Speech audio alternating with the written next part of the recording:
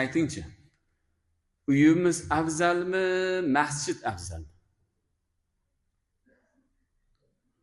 Masjid afzal. Bo'lmasa biz hammamiz yig'ilib mana shu joyda yig'ib o'tirarmidik. Endi insonlarning orasida mana shunday baland gapda gapiradigan kishilarni unaqa gapirmagin. Albatta bunaqangi baland gapiradiganlarni Alloh yaxshi ko'rmaydi.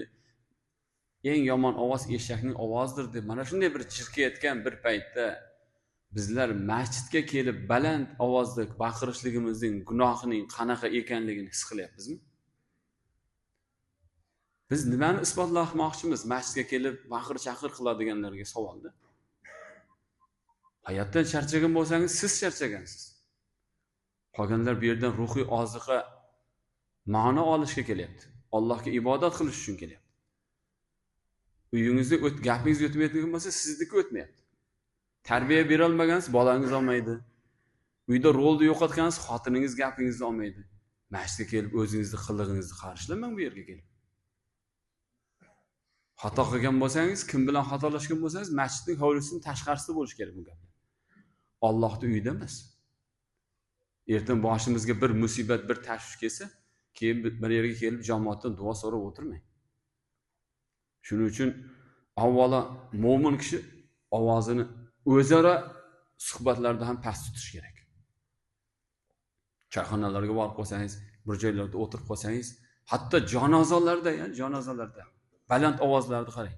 Janozaga borgan kishining ta'ziyasining izhorini qarang. Shunaqa odam beodob bo'ladimi? Shu darajada beodob bo'ladi. Xursandchilik bo'lsa ham mayli. Biz ba'zida me'yorlarni unutib qo'yapmizmi deyman, yo chegaralarni unutib qo'yapmizmi? Masjidga kelganda inson muloyim bo'lish kerak. Baqirish bo'ladi. Hazillar bu yerda ketmaydi, bu Allohning uyi, bu chegara bor. Ana bu chegaralar bo'ladi. Qancha hazillashsa, baqirishsa, baland ovozda yaxshi gap bo'lgan taqdirda ham Alloh taolo bizni past so'zlashga buyuryapti. Past ovoz bilan. Vag'dud min savtik deyapti. Ovozingni past qilgin deyapti. Allohning uyida uyalishimiz kerak. Bu yerga kelib men o'zimizni katta olganimizda hech narsaga erishmaymiz. Ne odamlar keladi, ketadi. Ne odamlar keladi, ketadi. Masjidga kelib peshonamiz sajdaga tekkunga qadar biz kim bo'lganimiz bizga qiziq emas.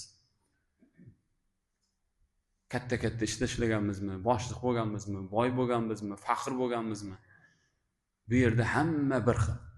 Bir xil past ovozda Allohning zikri bilan savol bo'lsa so'ralinadi, bo'lmasa bu yerdan past ovozda chiqib ketish kerak.